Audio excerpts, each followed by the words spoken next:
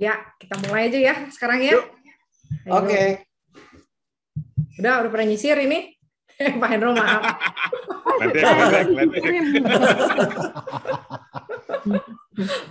Ya, kita mulai ya. Nyisirin nama market. Bersih ya, Pak. Oke.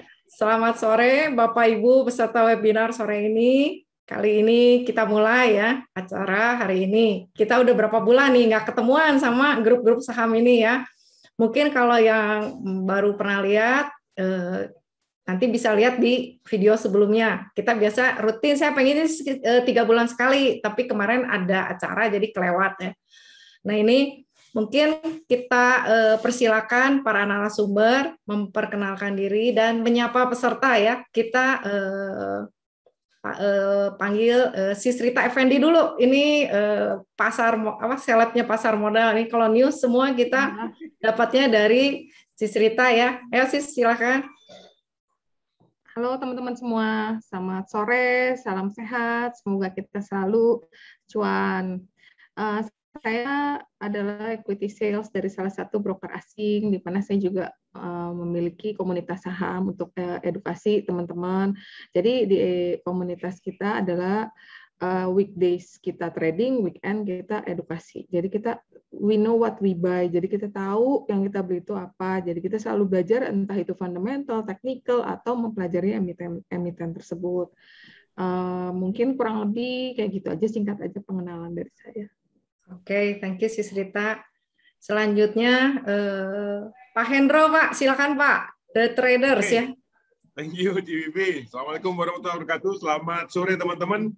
Salam sejahtera untuk kita semua. Om Swastiastu, Namo Buddhaya. Thank you GVP. Yang pertama, saya terus terang selalu menantikan momen-momen kumpul sama Cerita, Ko Budi, Ko Andre ini. Saya senang sekali karena idenya bagus gitu, bahwa kita berempat ini kayak 4 penjuru mata angin menuju satu titik di tengah cuan gitu. Jadi caranya beda-beda.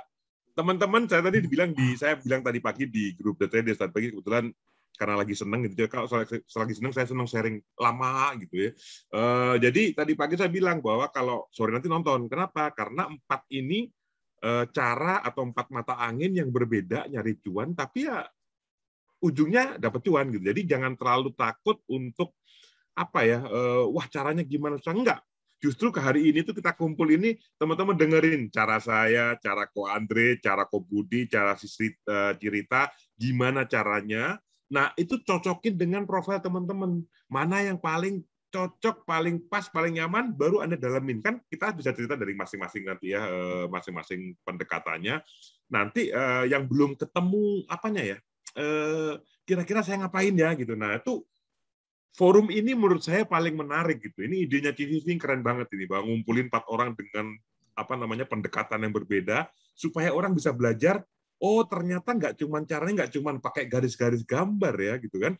Oh pakai laporan keuangan juga untungnya gede gitu. Pakai trading by news kayak Cerita juga luar biasa. Ko Budi dengan swingnya segala macam. Nah ini yang tadi saya tekankan di grup saya untuk tonton sore ini supaya Anda juga nanti tahu. Kalau yang masih baru masuk ragu-ragu masih mau jadi apa, nah dengerin, mudah-mudahan dari sini dapat pencerahan. Ya, terima kasih. Saya biasanya founder The Traders ya. Kalau teman-teman mau gabung silakan, ada grup Telegram, ada YouTube. YouTube-nya lagi agak males sekarang, jadi ya mudah-mudahan cepat semangat lagi habis ini bikin seri-seri yang lain gitu ya. Lagi ngurusin kerjaan kantor. Hitung cuan ini.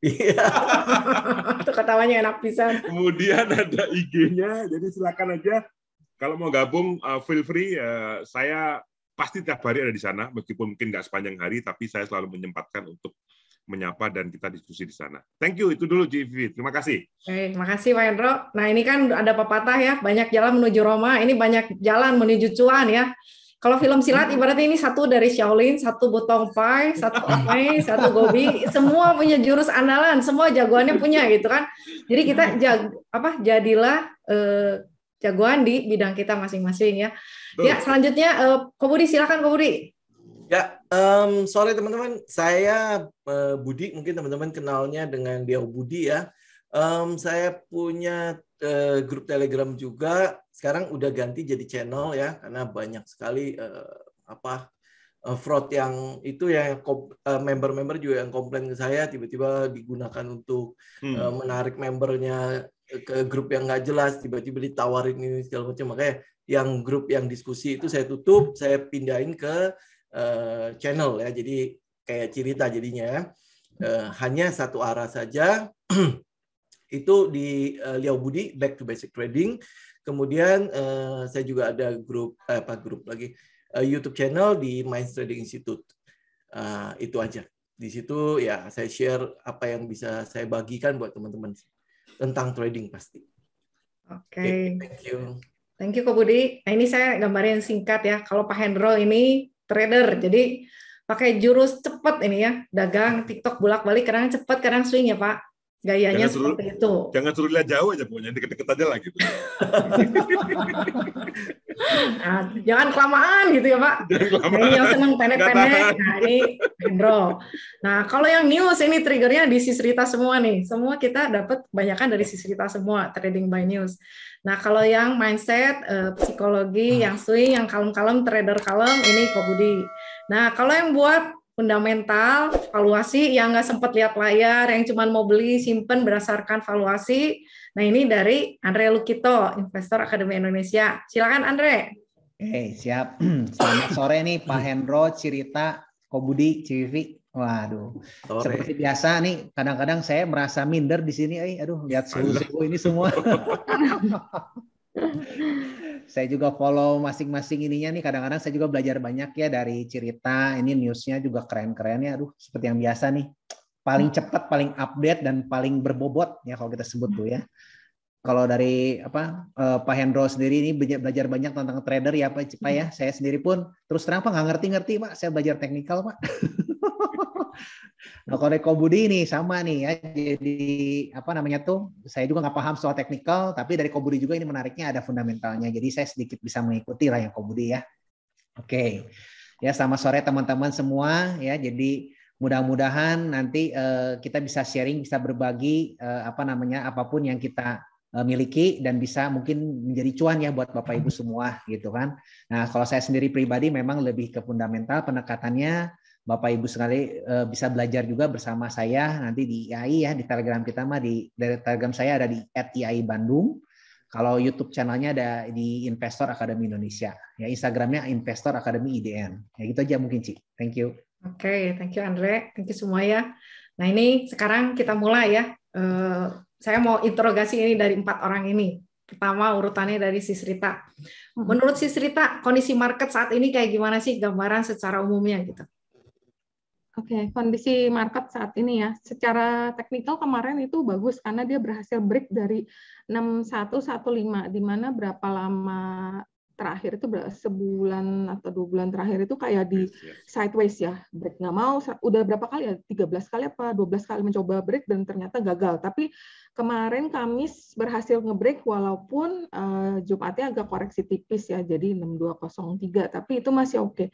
Secara teknikal kalau kita lihat dia ngebreak 6115, jadi itu akan berpotensi menuju target ascending triangle di 6350. Kemudian habis itu kita berharap itu bisa membentuk inverted head and shoulder ke 65. Dengan adanya Agustus ini kan banyak berita yang sangat menarik ya, kayak IPO Bukalapak akan menjadi histori baru karena the first unicorn sama the first tech yang IPO di bursa kita. Kita harapkan asing akan masuk, fund juga akan menambah posisi untuk masuk ke bursa kita, karena dengan adanya IPO Bukalapak ini akan terjadi perubahan pembobotan di LQ45 sama MSCI yang akan menginclude saham itu masuk ke dalam indeks-indeks tersebut. Jadi ini akan sangat menarik di bulan-bulan Agustus ini ya, dan banyak juga story-story yang akan kita dapat di bulan ini. Akan banyak berita yang cukup bagus, menarik, jadi kita harap indeksnya benar-benar kali ini bisa terbang, bikin higher high di tahun ini ya. Mungkin kondisi pasar saat ini kurang lebih kayak gitu dulu, Sis Vivi. Oke, thank you Sis Rita. Jadi anginnya udah mulai enak nih ya sekarang ya, gas gitu ya. Nah, jadi kalau yang money management, mungkin uangnya bisa alokasi di sahamnya ditambah ya. Nah, ini bisa gaspol ya. Tapi tetap disclaimer on, resiko tetap dijaga ya. Ya. Selanjutnya Pak Hendro, Pak, silakan Pak. Oke, kalau saya mungkin nyambung cerita tadi ya bahwa IHSG memang sekarang udah break sideways-nya ya. Jadi kalau kemarin-kemarin itu kita turun 59, naik 61, 59, 61, 69. Nah, sekarang kemarin itu tutup di 6203, which is buat saya udah tadi ya resistance 61 sekian tadi yang disebut cerita itu dijebol. Mudah-mudahan sih terus ke atas. Nah, kemudian kalau situasi market, sebenarnya kalau biasanya nih, kalau pengalaman saya sebelumnya, kalau IHSG sideways gitu, kita kadang-kadang ya dapat untung atau enggak, itu mungkin enggak terlalu banyak lah ya, kadang loss, kadang untung, kadang loss. Cuman di tahun ini itu bedanya gitu ya, bedanya dengan tahun-tahun sebelumnya itu banyak sekali hal-hal yang terjadi yang terkait dengan perusahaan-perusahaan yang ada di bursa saham. Ya, hal-hal yang baru kayak bank-bank digital, kemudian banyaklah, pokoknya banyak corporate action yang terjadi, yang jadi sebenarnya kalau ngomongin secara teknikal, sebenarnya kalau dalam bulan-bulan terakhir ini, teknikalnya kalah sama news-nya gitu, karena orang biasanya buy on news. Teknikalnya itu kadang-kadang ya dipakai untuk entry, tapi sebenarnya sih yang lebih berpengaruh kalau menurut saya itu lebih ke arah news. Makanya dalam beberapa bulan terakhir, saya terus terang nyontek cerita gitu, ikut aja sama cerita. Cerita bilang apa, saya lihat chartnya bagus, saya masuk gitu aja.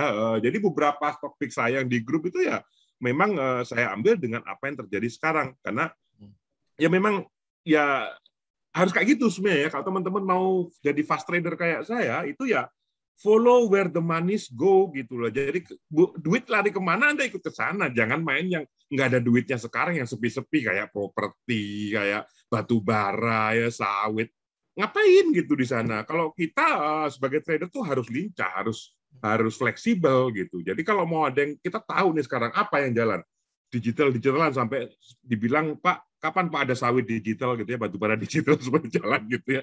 Jadi itu sekarang bank-bank digital, Anda lihat aja lah chartnya lah, BBHI lah, apalagi BNBA lah, si BBYB yang terakhir fenomenal, kemudian bank atau apalagi semua bank-bank kecil-kecil itu semuanya jalan. Kemudian yang unicorn baru yang terkait dengan si Gojek lah apa segala macam semua jalan, gitu kan. Kemudian apalagi perusahaan-perusahaan teknologi, telco ya, terakhir kemarin Sen yang jalan. Jadi mesti ngikut terus teman-teman kalau mau nyari cuan cepat gitu ya, lihat duitnya lari kemana nih gitu, kira sektor apa yang duitnya ada di sana ya kita ke sana. Kemudian untuk entry-nya pakailah kalau teman-teman punya basic technical ya pakai basic technical untuk entry. Kalau mau cuan cepat ya cuan cepat aja. Misalkan takut wah ini Pak udah bubble Pak udah segala macam, selama naik ya kita nikmatin aja. Nanti bubble meletus kita keluar gitu aja kan. Simple aja. Pak, ke-mute Pak. Ke-mute ya, padahal saya nggak apa-apain. Tiba-tiba mute sendiri. Kalau trader cepat ya kita itulah istilahnya. Cuan bungkus, loss ya telan aja gitu. Itu aja Ji. Thank you. Oke, thank you Pak Hendro. Jadi kan ini kalau kecenderungannya tuh apa? Bursa itu tematik ya. Tergantung sekarang temanya apa nih hari ini. Nah itu nih Kak. Terus yang cuannya bisa gede yang nekat ya Pak. Yang responnya cepat, ngetiknya cepat itu kan. Kalau kelamaan mikirnya ketinggalan nih. Kayak saya rada-rada ada ragu-ragu. Jadi cuannya nggak semaksimal yang cepat ngetik sama nekat ya Pak. Kan namanya fast trader, Ci. Kalau nanti slow trader jadi. Iya. Kalau yang ngetiknya cari huruf ABC-nya lama ya ketinggalan ya Pak. Harus balik ke SMP buat ya apa belajar ngetik lagi. Belajar itu dulu zaman belajar ngetik apa? Zaman mesin 10 jari. ASDF gitu. Ketahuan umur hentikan. Ya lanjut. Kalau Kok Budi gimana kok? Ya, ya kalau secara teknikal ya saya sama ya sama cerita sama Pak Hendro ya. Dia kita udah ikutin dari sejak bulan Mei itu ya di bottom itu dia sudah mulai mantul. Pada saat dia mengalami sideways di bawah resisten pun itu adalah saat-saat di mana penentuan ya. Maksudnya kalau dia break berarti euforianya pasti akan berlangsung lebih meriah ya. Dan kita lihat waktu mungkin ya 2 minggu yang lalu pada saat dia break trend line itu kita bisa lihat lah euforia yang ada di pasar itu kan seakan-akan wow dia break trend line berarti kan dia harusnya udah reversal trend, jadi trend yang downtrend, trend yang sideways kemarin itu sudah terlewatkan kan. Nah di situ kita lihat juga di laporan Bursa Efek Indonesia terjadi transaksi yang meningkat ya. Terakhir di minggu yang lalu itu hampir berapa ya, 40% ya? Ada ya, Ci ya? Iya, betul tuh. Ya kan? Tinggi ya. Artinya ya orang udah mulai balik berkerumun nih di sini, ada madunya di sini kan. Nah, plus apalagi pada saat dia udah break di atas 6.200. Wah, itu kita lihat ya, news yang keluar juga semua adalah good news ya. Hampir boleh dibilang jadi newsnya itu ikut mendorong bursa untuk terus secara teknikal dia akan terus maju gitu. Nah, kalau saya lihat sih ya memang kecenderungan yang ada memang dia akan terus meningkat ya. Mungkin ya beberapa hari ke depan ada koreksi. Ini koreksi yang wajar karena dia baru keluar dari sebuah tembok kan. Jadi kalau dia sideways, kalau dia mengumpulkan tenaga kembali ya sesuatu yang wajar. Tapi pada akhirnya kita ngelihat ya sampai nanti mungkin akhir-akhir tahun indeks udah pasti akan euforianya pasti akan berbeda. Mungkin harapan kita adalah ngulangin yang Oktober sampai Januari tahun lalu ya itu aja sih. Jadi ini peluang ya Kak Budi. Kelihatan kemarin ya jarang-jarang itu BRI lari kan gede. Terus naiknya awalnya di situ kan. Biasa kan saham-saham kapal tanker itu kan mager, diem, parkir terus ya. Ini kenapa rame ini ngedadak? Oh ini mulai enak nih anginnya gitu kan. Nah mungkin itu tanda-tanda alam tuh mungkin ada kayak begitu ya. Kalau dia di base lama terus ada sesuatu yang aneh, rame, nah itu mulai saatnya gitu ya. Nah itu silakan Andre. Oke ya, ini tadi ngomongin teknikal semua ya karena saya nggak ngerti, jadi mohon maaf ya. Jadi saya mungkin pakai bahasa yang lain aja deh.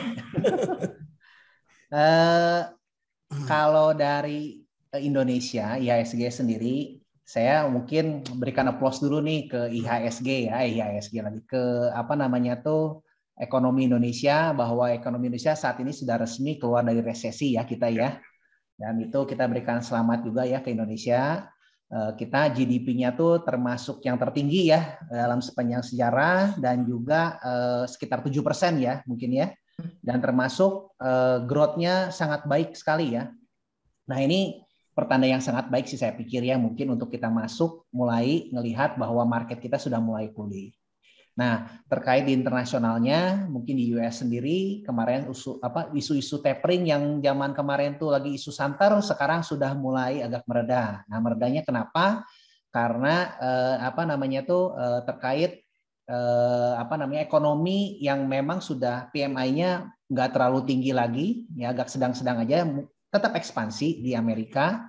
Ya, dan juga terkait dengan klaim jobless-nya masih tinggi ternyata di Amerika, sehingga yang tadinya mungkin pengen taperingnya dipercepat ya jadi agak diundur nih kayaknya, sehingga bakal dibicarain dulu di tahun ini dan tahun depan kemungkinan ya. Jadi saya pikir sih mudah-mudahan ini tahun yang baik, pertanda yang baik untuk kita bisa segera investasi di saham ya, untuk baik kalau bagi saya sih untuk jangka panjang kalau kita lihat. Ya, dan beberapa juga kan sudah mulai under value ya, mungkin saham-saham juga yang menarik untuk kita perhatikan, dan ada banyak corporate action ya, seperti contohnya right issue-nya BNI, BBRI dan lain-lainnya, ada merger akuisisi, ada banyak akrobat yang menarik lah yang perlu kita saksikan, dan saya yakin sih harusnya mudah-mudahan untuk sekarang dan ke depan kita bisa sama-sama mulai investasi. Oke, itu aja mungkin Ci Vivi. Oke, thank you Andre. Nah kita udah lihat kan kondisi saat ini kayak gimana nih menurut dari 4 sudut pandang ini ya. Nah terus saya pengen tanya juga nih, resikonya apa sih kalau kita transaksi trading pilih saham di kondisi market sekarang gitu. Buat misalnya Senin saya mau place order, resikonya gimana nih? Coba dari Sis Rita dulu Sis. Kalau saya lihat dengan kondisi market yang kemarin ini volume juga cukup bagus, dan secara teknikal juga kita udah nge-break resist ya. Dan aku bilang dengan adanya IPO unicorn pertama itu saya optimis banget ya. Buat saya sih kayaknya resikonya kecil kecuali kita main di barang-barang all economy untuk saat ini, karena memang story yang sekarang ini banyak tentang new economy atau tech stock. Jadi kalau masih main di new all economy, ya risknya ya paling jalannya pelan. Cuman itu aja sih sementara. Tapi kalau new economy mengenai bank digital atau teknologi stok yang kemarin baru listing atau apapun yang berkaitan dengan teknologi, menurut aku masih sangat menarik dan potensinya itu cukup bagus untuk memberikan return ya. Cuman risknya cuma satu, kalau udah terlalu tinggi kan memang saham teknologi itu boleh kita bilang kenaikannya cukup liar ya, atau cukup tinggi ya. Dia bisa auto reject berhari-hari ya, seperti kemarin ada satu bank yang berhari-hari auto reject. Nah, kalau udah kayak gitu, saya udah nggak rekomen. Biarlah kita cari kereta lain yang belum jalan, karena banyak banget, ada ratusan saham di market. Kenapa kita harus menguber yang udah naik berlipat-lipat? Mungkin dari saya pertama call buy itu dari harga GoPay ya, kemarin tuh udah 1.400. Aku rasa sih udahlah kita cari lagi yang lain tuh banyak. Risknya cuma satu, kalau udah tinggi nggak usah dikejar, masih banyak saham lain. Sementara nggak ada resiko yang cukup membahayakan untuk saat ini, karena saya sangat optimis untuk Agustus ini ya. Yang tadi saya bilang banyak cerita sama banyak story, sama yang tadi listing teknologi stock akan memberi sentimen yang sangat-sangat positif untuk new economy stock kita, atau ke saham-saham yang banyak story di bulan Agustus ini. Banyak banget story, nanti akan saya share pas pemilihan saham nanti. Jadi udah pada pengen cepat Senin nih bilangin begitu mah. Ya jadi ya teman-teman, Bapak Ibu jangan sampai salah naik gerbong ya. Jangan beli saham yang itu tuh nggak naik turun. Jadi dipaksa terus nanti juga naik ya, ikut aja yang lagi berangkat apa, yang ada story-nya. Nah, itu kalau kita pengen cepat ya kita naiknya itu gitu kan. Iya. Tapi kalau kita tahan lama-lamain ya pilih yang itu gitu. Jadi terserah, kita nyesuaiin ya. Nah, oke, selanjutnya Pak Hendro, Pak, silakan. Oke. Jadi nggak ada yang berani nyebutin nama sahamnya nih, itu terus. Nggak berani, Pak. Takut. Anggap aja semua ngerti lah ya yang arah. Kita di sini nggak ada yang main big cap kan? Ada main blue chip. Ya, saya sebenarnya sama persis sama Cirita. Udah dicapai, sebenarnya saya nggak perlu ngomong apa lagi. Jadi yang pertama, risiko pasti kecil ya. Even yang old economy aja, menurut saya sekarang kayak harga batu baranya udah naik, udah 160 Newcastle. Anda main batu bara pun sebenarnya risiko juga kecil, even though itu nggak ada duit main ke sana, tapi paling nggak ya turun lagi ke dalam sih mungkin nggak gitu. Tapi ya nggak naik juga ngapain gitu. Kalau saya sih mendingan kita cari tempat-tempat yang memang lagi hype, lagi rame, lagi tren. Ibarat orang pada pesta di sana, kita mau ikut pesta ya jangan nyari yang sepi, nyari yang rame lah gitu ya. Nah kayak tadi disebut Cerita, itu udah cocok bahwa sekarang ini yang rame ini sebenarnya sudah ramenya itu bukan dari sekarang doang, udah dari beberapa waktu yang lalu. Nah, Anda yang masuk ke ramean ini jangan sampai Anda masuk pada saat pestanya itu mau bubar.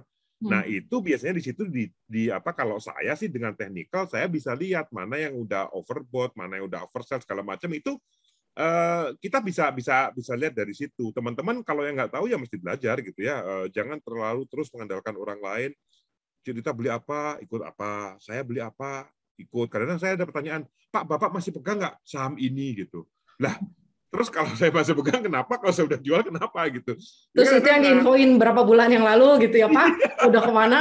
Kadang-kadang udah kapan tahu saya jual. Jadi yang penting adalah lihat chartnya, kemudian belajar untuk menentukan kalau entry sekarang itu Anda sudah ketinggian atau enggak, atau masih worth untuk targetnya berapa. Hitung risk reward-nya gitu. Kalau saya masuk di sini, saya cut loss bakal di berapa, reward saya berapa. 1:2, oke lah masuk gitu ya. 1:1 lah at least gitu.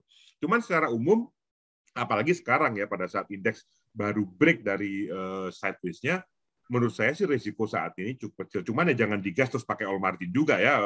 Biasanya kalau dibilang aman langsung gaspol Pak, sikat semua margin. Terus belinya salah barang Pak. Nah, gitu kan, salah gerbong juga turun. Nah, salah gerbong. Apalagi teman-teman yang baru itu kadang-kadang kalau salah masuk, kemudian pas dibawa turun, itu kadang-kadang udah nggak tahu, bingung gitu. Saya mesti hold atau keluar gitu.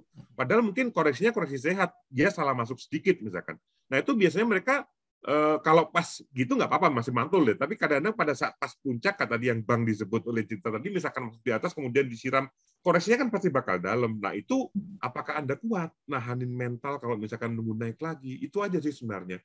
Kalau nggak kuat ya cepet. Cut loss-nya tuh mesti cepet, cut loss fast sih gitu ya. Jadi jangan lama-lama, cari yang lain. Masih banyak sekarang yang lain yang bakalan naik gitu. Story-nya banyak banget. Ada story si grup A itu yang sedang mau ngapain dan segala macam. Cerita ada senyum-senyum itu. Itu ada semua gitu. Jadi banyak hal yang bisa dikerjakan. Kalau Anda salah masuk gerbong, cepat keluar aja, udah gitu. Nanti cari gerbong yang lain. Tapi itu kalau saya, kalau Andre mungkin nggak sanggup kayak gitu ya, karena time frame-nya lama lagi gitu.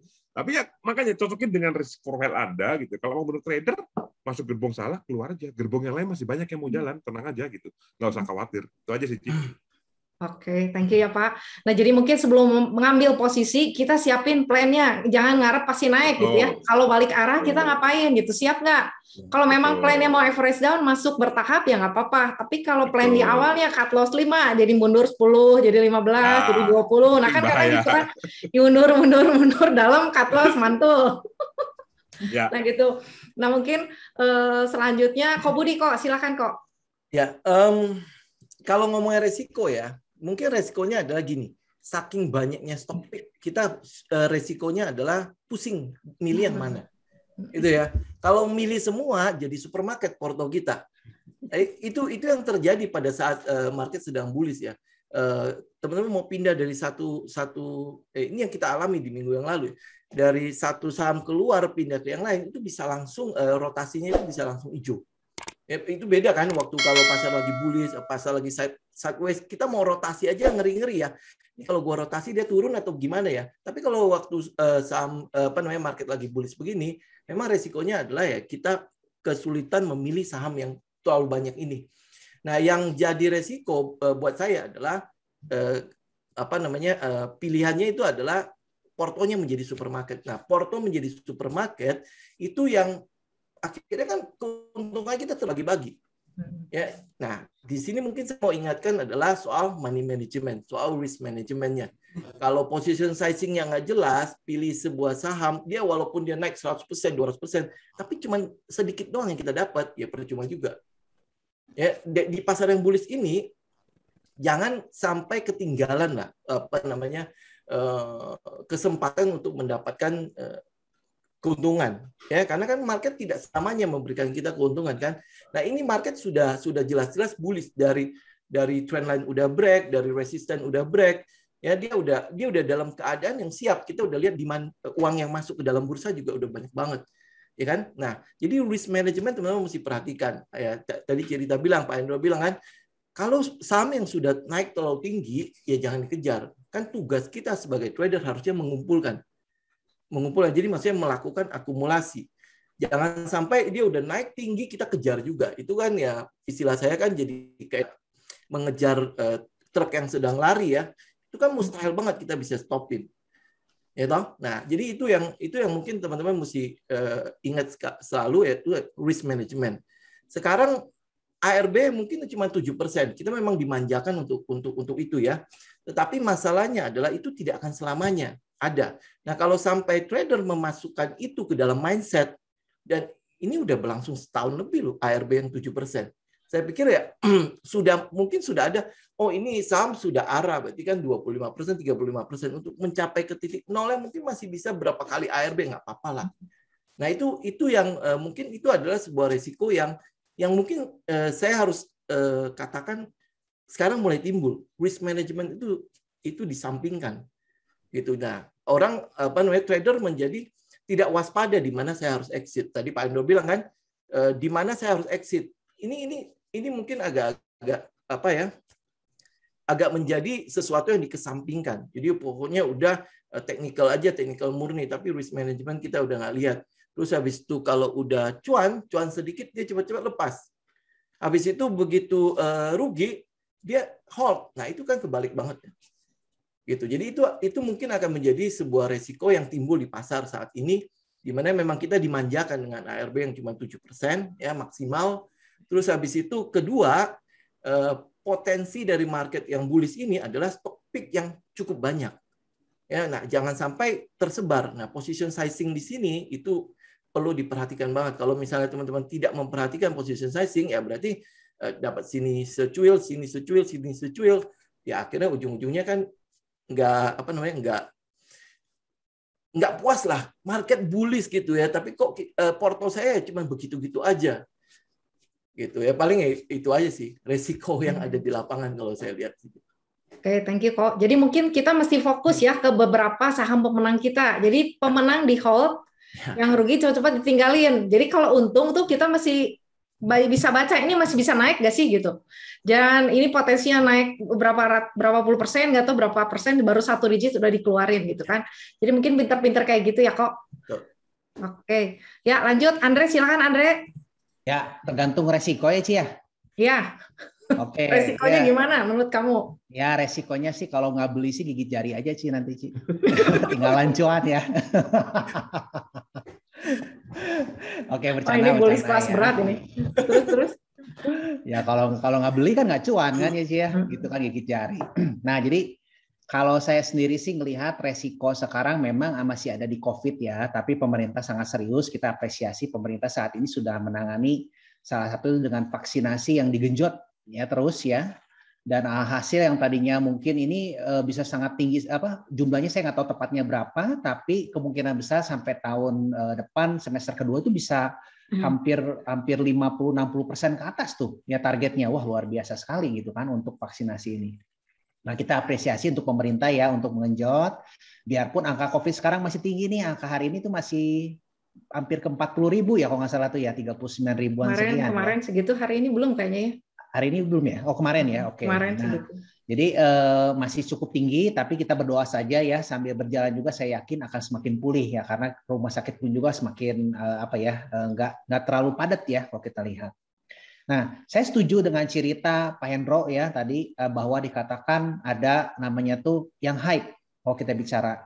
Kadang-kadang value investing atau nggak value investor ini disebutnya kan old economy ya. Tapi kalau menurut saya sebenarnya tuh value investing yang kita adaptasi, apalagi namanya tuh kita multi-bagger value investing, kita lebih menganutnya ke Peter Lynch ya. Kalau kita bicara digabung kombinasi dengan Benjamin Graham, itu mencari saham-saham multi-bagger. Jadi kita nggak suka ke saham-saham mid cap atau nggak ke big cap malahan ya. Mid cap masih oke lah. Nah, justru kita mencari small company. Nah, small company ini makes big moves. Jadi istilahnya tuh bisa bergerak tuh bisa lebih hasilnya lebih banyak ya. Jadi kalau saya sih justru kita melihat sayang ya bagi teman-teman yang porsinya terlalu banyak. Jadi resiko itu justru kalau menurut saya itu di portonya terlalu banyak. Kalau portonya terlalu banyak, resiko juga kita semakin besar karena kita nggak bisa manage resiko kita. Ya, tapi kalau kita paham dengan model bisnisnya, kita paham dengan bisnisnya, kita bisa beli hanya beberapa emiten, kurang dari 10 emiten, tapi mendapatkan hasil return yang sangat luar biasa. Ya, satu contohnya ya kemarin saya kan dapatkan Prim ya. Prim tuh harga saya beli itu dari harga 180, 190, rata-rata saya beli 190. Nah itu saya jual di harga 630 gitu kurang lebih dalam waktu kurang dari 6 bulan lah ya, 3 bulan atau berapa bulan lah kurang lebih. Nah itu satu contoh kalau kita mengetahui small company big moves dan kita tahu trennya saat ini salah satunya tuh trennya ada 3 kalau menurut saya di digital, health dan ESG. Nah 3 ini yang teman-teman bisa perhatikan karena ini tren masa depan salah satunya. Di health ini, digital ini kita bicara tentang dari mulai perusahaan teknologinya sendiri, digitalnya sendiri, ada sampai ke supportingnya, sampai dengan perusahaan infrastrukturnya sendiri mendukung digital. Dan juga ada di health. Health sendiri ini merupakan satu prioritas ke depan, masa depan ya. Health sendiri itu sendiri kalau kita bicara, memang banyak sekarang investor-investor akan melakukan banyak merger dan akuisisi ke depan. Nah ini menarik untuk kita bisa perhatikan. Apalagi di ESG, tema ESG ini bisa kita perhatikan menarik, gitu kan ya. Mungkin itu aja sih dari saya, Ci. Oke, thank you Andre. Nah ini dari beberapa sudut kita lihat ya, tetap ada resiko, mau pakai jurus apa juga tetap ada resiko. Nah ini mungkin tema yang paling menarik nih ya, untuk minggu depan, sama view ke depannya kira-kira nih kan kita udah asumsi nih indeks mungkin kondisi sekarang udah mulai ke fase bullish. Nah mungkin kalau turun juga resisten yang sebelumnya itu akan jadi support ya. Jadi sekitar area 61 berapa ya? 615-an mungkin ya sekitar situ ya. 615 mungkin jadi supportnya. Nah itu supaya kita bisa nih nggak salah gerbong. Saya mau minta tolong stock pick ya, bukan stock pick sih, tapi kira-kira kita highlight minggu depan nih kita kemana nih gitu arahnya gitu, sektornya sama sahamnya, jumlahnya boleh bebas lah, tapi tetap ya semua yang disebut nama sahamnya di hari ini bukan anjuran membeli dan menjual. Disclaimer on. Saya juga sering dengar sih cerita, ini nyebut ini. Ya kalau saya sesuai sama risk profile saya ikut. Tapi kalau enggak ya udah saya cari yang sesuai sama kita. Karena kita tahu kapasitas diri kita tuh sanggup tuh sampai berapa gitu. Nah itu Bapak Ibu juga semua tolong nanti dibaca, dianalisa ulang. Kalau oke ikut, sesuai, cocok, diikutin. Tapi kalau enggak ya jangan nyalain yang ngasih rekomendasi ya. Nah ya silakan Si Rita. Sebelumnya kita disclaimer dulu yang lebih jelas di sini biar nggak salah paham ya. Bahwa pembahasan saham di sini hanya referensi atau bahan pertimbangan, jadi nggak ada perintah beli atau jual, karena setiap keuntungan kerugian kan tanggung jawab investor masing-masing, dan ini hanya opini saya sebagai pribadi atau sebagai orang yang berkecimpung di pasar modal. Nah, peluang yang sangat menarik ya untuk sektor mungkin minggu depan, karena masih baru, saham baru Bukalapak ini masih sangat menarik, karena Bukalapak ada pemimpin di di segmen e-commerce, perusahaan mikro B2B. Terus dia berpotensi juga sinergi dengan MTech dan Grab. Karena seperti kita tahu, pemegang saham Bukalapak adalah MTech, salah satunya adalah MTech. Dan MTech juga mempunyai 4-6% kira-kira saham Grab. Dari adanya kerjasama yang terakhir, yang ada di berita terakhir, kerjasama antara MTech, Grab, dan Bukalapak. MTech dan Grab itu kemungkinan ada rumor atau ada ditulis di salah satu media adalah di Deal Street Asia waktu itu disebutkan bahwa MTech dan Grab itu lagi mencari satu bank digital untuk diinvest di tahun ini ya, ada potensi ya, walaupun ini masih berita atau mungkin rumor yang diangkat di sana. Jika ini hal yang terwujud, maka kita percaya akan bersinergi dengan fokus bisnisnya yang mikro Bukalapak tadi. Misalnya menyediakan pinjaman modal ke jaringan mitranya.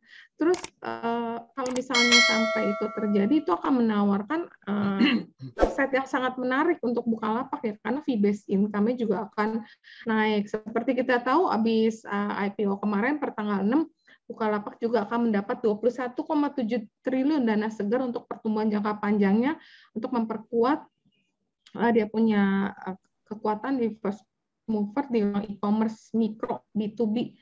Jadi ini juga akan sangat menarik ya Bukalapak, karena kita perkirakan menurut salah satu riset yang saya baca, Bukalapak akan berbalik menguntungkan di tahun 2024 full year. Nah, begitu kita company itu untung, ya harganya kemungkinan udah nggak bisa dapat harga sekarang, karena sekarang kan dengan harga yang menurut beberapa komentar yang saya baca di media itu juga bilang masih rugi, tapi masih rugi pun dengan harga sekarang pun orang berburu, karena itu lebih ke ya melihat future-nya itu masih sangat menarik ya. Kemudian juga saya baca kemarin ada berita tentang Mari yang bekerja sama dengan pengguna Telkomsel. Dia pengguna Telkomsel itu bisa memberikan akses free untuk aplikasi Noise. Nah, begitu aplikasi itu bisa diakses dengan gratis tanpa kuota, biasa orang Indonesia ini senang karena itu menghemat. Jadi dia bisa dengerin tanpa mikirin kuota. Biasa kan kita suka, aduh takut nih denger lama-lama bayarnya mahal. Nah, ini udah kalau pakai Telkomsel, Mari atau aplikasi Noise-nya itu bebas, dan kemungkinan masih akan banyak berita-berita, rumornya akan banyak berita di Agustus ini untuk Mari yang akan mendukung peningkatan sahamnya. Kemudian kemarin seperti yang kita tahu, aku juga rame transaksi di BBKP atau Bank Bukopin, yang dimana ada berita bahwa Bosowa itu diharuskan untuk mengurangi porsi kepemilikannya di BBKP ini, karena Kokmin akan menjadi mayoritas pemegang sahamnya. Dan seperti kita tahu, kalau untuk Korea itu sangat berani atau sangat agresif ya dalam memberikan seperti kayak dia untuk burning money, untuk mempromosikan dia punya digital apps. Kemungkinan mereka akan mengembangkan digital apps atau aplikasi digital untuk digital bankingnya dia itu seperti yang di Korea itu cukup menarik, kan dia punya Kokmin itu salah satu nomor 1 terbesar di Korea. Jadi ya kalau mau adu burning money mah kalau Korea mah paling berani lah, karena dia pendanaannya cukup ringan, cukup murah. Seperti kita tahu di sini juga broker yang basisnya negara sama juga kasih fee-nya juga sangat berani gitu ya. Ya walaupun ini masih bentuknya pengembangan karena mereka harus berbenah dulu, tapi kalau kita ngeliat begitu, ini akan sangat menarik karena akan menjadi salah satu bank Korea perwakilannya di sini yang cukup besar. Kemudian juga ada BABP itu kemarin saya ada dengar rumor bahwa nanti akan berkolaborasi dengan salah satu perusahaan telco terbesar, bukan terbesar lah, salah satu yang besar lah. Nah itu kalau masuk ke dalam ekosistem telco itu, di mana subscribernya juga seperti kita tahu pengguna handphone itu kan juga banyak, pengguna telepon itu banyak, itu akan jadi sangat menarik ya, bank berkolaborasi dengan salah satu provider telkom. Itu bisa menambah pertumbuhan pemegang atau pembuka rekening atau pengguna user dari dia punya mobile banking atau digital banking yang seperti kita Motion itu. Dan ada lagi yang saya juga beli atau untuk kita simpan untuk jangka yang lebih panjang, Sen itu juga sangat menarik karena seperti kita tahu dia udah diakuisisi oleh Digital Colony ya. Digital Colony adalah salah satu telco pemain telco tower yang cukup besar ya, dan ada rumor bahwa mereka akan mengakuisisi tower lain dan nanti kemungkinan akan dimasukkan ke dalam Sen. Walaupun ini namanya rumor, ini belum tentu benar, tapi kita boleh cermatin ini Sen ini sangat kecil tapi menarik. Dan itu masih ada BANK kemarin kalau kita perhatikan transaksinya itu agak beda. BANK itu kemungkinan akan, selain kemarin terakhir kan ada kerjasama dengan AMRT dan Halodoc ya, BANK ini juga ada beberapa kemungkinan akan ada banyak berita-berita yang akan keluar di bulan ini ya. Tapi ini kita tunggu aja apakah itu benar atau enggak, kita masih harus kita tunggu berita lebih lanjutnya. Kemudian ada juga Barito, kemarin aku beli karena anaknya Barito, TPIA itu akan right issue dan itu yang masuk adalah Thai Oil. Ini mungkin right issue-nya cukup besar, bahkan lebih besar dari nilai IPO-nya Bukalapak itu. Nah, Thai Oil itu akan masuk dan result-nya Barito kemarin juga cukup bagus, itu juga kemungkinan akan menjadi katalis positif untuk Barito ya, karena dengan masuknya Thai Oil ini ke anak usahanya TPIA itu akan mendongkrak kinerjanya anak usaha atau Barito itu sendiri. Kemudian ada digital tech yang aku suka juga, salah satu Multipolar karena dia adalah holding atau induk daripada digital teknologi karena dia banyak masuk berinvestasi di perusahaan-perusahaan digital lain. Dan ada small cap yang baru listing, Ultra Voucher salah satu yang aku suka juga karena walaupun kecil-kecil company-nya tapi dia nggak burning money dan dia sudah profit. Dan ini masih banyak pengembangan-pengembangan lain yang akan cukup menjanjikan di kemudian hari. Mungkin ini beberapa company yang dalam waktu dekat ini atau saya masih rekomen ke klien saya. Mungkin teman-teman kalau suka atau cocok dengan ceritanya, silakan kalau misalnya mau beli. Ya itu yang saat ini masih saya pegang dan untuk minggu depan mungkin saya masih bisa nambah posisi untuk beberapa itu. Kemudian gitu aja Sis Vivi, beberapa yang menarik. Thank you Sis Rita. Ini udah lengkap ya menu minggu depan ini. Ya, tapi cuma diperhatikan karena beberapa saham mungkin lotnya nggak terlalu liquid ya. Jadi kalau udah narik ke atas suka tutup muncul candlenya jarum-jarum tuh. Jadi kalau udah naik kenceng jangan terlalu berani ngejar karena nanti suka nyamperin lagi ke bawah gitu ya. Jadi buat beberapa saham ada yang polanya kita mesti perhatiin, kita sesuaiin sama kita cocok nggak nih? Karena suka nyalin jarum panjang-panjang ya itu. Tapi kalau kita tahu story-nya, ya nggak apa-apa ninggalin jarum panjang, ya belinya pas tutupan, jangan pas lagi rally gitu kan. Skill kitanya aja, cara beli kitanya aja disesuaikan ya. Ya, selanjutnya Pak Hendro, Pak. Oke, thank you. Ini sebenarnya karena saya nyontek cerita, sebenarnya sama semua nih topik saya gitu ya. Tapi nanti saya coba dekatin dengan technical, karena saya punya base kenapa saya pilih itu. Tapi sebelumnya teman-teman, ini di grup saya suka heran kadang-kadang. Teman-teman masih baru ini, apa ya, nggak sabar gitu. Jangankan nunggu sebulan, 2 bulan kayak Ko Andre gitu ya. 2 hari nggak jalan-jalan, Pak kok nggak jalan-jalan gitu ya, sabarlah gitu. Mereka ini maunya beli hari ini, arahnya kemarin gitu, kalau bisa gitu ya, karena saking pengen cepatnya. Nah ini yang mesti mesti ditanamkan teman-teman bahwa ya saham itu butuh waktu juga lah. Nah kalau kemarin tuh kebetulan aja lah saya, jadi minggu lalu ulang tahun The Traders yang pertama, jadi waktu itu mereka nagih hari Minggu, Pak hadiah ulang tahunnya Stockpick dong Pak. Nah itu masih ada tuh jejak digital digitalnya di The Traders. Saya masih catat nih, ya, saya waktu itu kasih hari Minggu ya, Bovin, Friend, Sen, BBHI. Senin, Selasa semua jalan 4-4-nya. Mereka ketagihan kan, nagih, Pak, Rebo Pak, kasih lagi Pak. Katanya pas Rebo ngomong, udah oke, saya bilang, saya kasih 2 aja deh, jangan banyak-banyak gitu kan. Waktu itu saya bilang, udah mau masuk lagi Bovin nggak apa-apa, makan lagi sama MLPL. Jumat kemarin dua-duanya di atas 10% kan, 2 digit semua dua-duanya. Nah sekarang susahnya, karena itu kebetulan gitu, buat saya kebetulan aja, saya nebak bener langsung jalan. Nah sekarang ketagihan, Ji, susah. Sekarang lagi terus, Pak yang besok jalan apa ya? Mana saya tahu, nggak tahu lah gitu. Kita nggak pernah tahu. Tapi kalau ngomong Stockpick ya, yang pertama tadi saya nyambung yang cerita tadi ya, BPKP yang pertama. Ini saya mau sharing aja lah gitu ya, sedikit ilmu jalanan saya yang saya pelajari 10 tahun ini gitu ya. Kalau teman-teman ketemu saham, dia nyentuh arah nih, kemudian habis itu turun lagi. Kalau saya sih saya nggak pakai mikir, saya buang semuanya.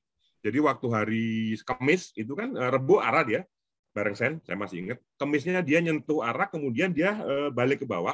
Nah itu saya biasanya kalau 5-6 tick udah turun ke bawah saya buang. Itu most probably ya 80%. Saya nggak tahu kenapa. Ini based on pengamatan saya selama bertahun-tahun ini. Besoknya biasanya akan turun. Ternyata besoknya ARB gitu. Nah kalau lihat buangan-buangan kemarin, BPKB sih saya percaya bahwa ini masih potensi karena pasti ada suatu deal di sana lah antara Bosowa dengan Kokminya gitu ya. Tapi mungkin saya nggak tahu, tinggal teman-teman kalau mau pakai Fibo boleh lah ya untuk ngecek ke bawah kira-kira di Fibo berapa, itu mungkin akan Anda bisa ambil di situ untuk mantulnya di nanti bakal ke atas. Saya juga mungkin akan masuk lagi karena kemarin saya juga ikut main.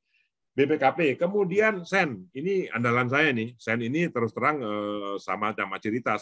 Kalau saya lebih dari teknikal lagi. Jadi saya ikut Sen pada saat arah. Kemudian biasanya ya saham ini juga sharing juga. Saham arah itu besoknya mungkin 78% itu pasti naik dulu ke atas, kemudian sorenya merah. Itu kemarin berlaku banget di Sen. Dia naik dulu pagi sampai 420, tinggi lah, lumayan tinggi ya, 10%-an gitu, baru kemudian tutupnya di 39 sekian gitu, 392 kalau nggak salah. Nah, sebenarnya penentuannya di Jumat kemarin. Kalau di Jumat kemarin dia akan turun terus, itu saya akan buang semua. Tapi Jumat kemarin dia bertahan, malah hijau.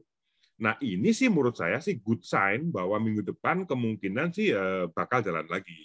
Ya, ini sekali lagi disclaimer on, tapi kalau dari segi technical, saya masih hold, saya malah kemarin saya nambah di bawah. Jadi sebagian setengah saya buang di atas, kemudian saya cover di bawah untuk untuk penuh lagi, full lagi ya posisi dari Sen saya. Apalagi yang lain sama juga, BABP juga, saya seneng banget main BABP sama Bullhit gitu. Itu udah sarapan sehari-hari di The Traders karena kita seneng banget dengan gerakannya. Bullhit itu kapan sekarang kalau sekarang Bullhit itu dia mainnya di antara 100 sampai 120. 120 turun lagi ke bawah. Nah, nanti kalau BABP selesai, ini kemungkinan Bullhit akan jalan juga. Biasanya kayak gitu. Saya saham-saham pertama yang saya kenal di dunia saham adalah saham-sahamnya Om HT. Jadi saya lumayan lah kalau untuk saham-saham itu saya cuma lumayan kenal lah gitu. Nah, BABP sendiri kalau dari segi teknikal kan mau revisi ya Ci ya, karena 9 Agustus besok, tapi saya nggak lihat pengumumannya. Berarti diundur kan kemungkinan ya, karena belum di RTI nggak ada. Iya. Atau udah ada pengumuman Ci? Ada, tapi ini masih aku harus konfirmasi lagi sih. Iya, makanya belum. Biasa kan kalau RTI kan udah semua udah tahu gitu ya. Ini kayaknya masih kayaknya setengah-setengah. Jadi, nah kalau BABP ini rati isu kan untuk, kalau nggak salah ya, saya lihatnya itu adalah untuk supaya dia bisa pindah ke buku di atasnya gitu. Saya lupa buku 1, buku 2, sehingga dia mesti ngumpulin duit. Nah kalau pengalaman saya ikut RI, kalau suatu emiten itu mau ngumpulin duitnya, berarti kan logicalnya dia meminta atau membuat orang untuk nebus. Nah, kalau membuat orang untuk nembus, ya dia harus naikin harganya gitu. Sampai berapa ya nggak tahu. Ikutin aja sekarang selama masih naik gitu. Itu sih menurut saya source untuk BABP kenapa masih menarik. Kemudian ya Bullhit dah induknya ya. Kemudian yang terlibat itu BABP ya atasnya induknya ya Big BCAP gitu ya, BCAP itu udah maksud saya udah satu rangkaian lah gitu ya. Jadi kemudian ada babi panggang, ada babi kecap gitu kan kalau sebut orang-orang gitu ya. Itu dua itu. Kemudian satu lagi yang masih menarik yang ramai juga dibahas ya, kalau di Clubhouse mesti dibahas itu adalah Friend. Friend ini kalau semua orang ngomong bakal 300 ya, 300 atau enggak saya nggak tahu ya. Tapi kalau sekarang menurut saya masih menarik. Dia baru break out 150 resisten terkuatnya dia, kemudian sekarang di 155. Most probably sih menurut saya kemarin udah ngetes ke bawah, udah kuat, dia balik ke atas, mestinya sih akan bablas ke atas. Sampai berapa? Ya I don't know. Itu mungkin teman-teman bisa cek dengan pakai Vivo Extension atau apalah gitu ya. Jadi DBP, Friendsen, satu lagi sama kayak cerita MLPL juga gitu. Jadi ini ya menurut saya sih stok-stok favorit saya sama lah sama cerita. Karena saya sekarang memang lebih condong nyari news-newsnya yang menurut saya masuk akal dan kemudian most probable akan terjadi gitu ya. Nggak terlalu ngawang-ngawang lah. Karena kan ada rumor-rumor yang menurut saya ini lebay lah, itu nggak mungkin lah segala macam. Tapi ini yang masih masuk akal kayak MLPL disebutin banyak invest di mana-mana segala macam. Iya, karena masa nggak naik sih, dan chartnya juga sangat mendukung. Saya juga call MLPL di grup saya itu hari Kamis. Rebo. Kamisnya nggak jalan, Jumatnya baru dia jalan. Itu sih GVV menurut saya yang. Oh ya, satu lagi. Ini gini, teman-teman, kalau yang seneng ada unsur gamblingnya ya, yang adrenalinnya cukup tinggi gitu ya. Kalau saya pribadi menduga ya, disclaimer on. Kemungkinan sih PPKM kita berakhir kan Senin besok nih. Sore itu kan ada pengumuman pasti. Nah, itu most probably menurut saya Jakarta ini akan segera diturunkan ke karet 3 gitu ya, bukan karet 4 lagi. Jadi nggak pedes lagi gitu, agak lebih kurang pedes lah karet 3 gitu ya.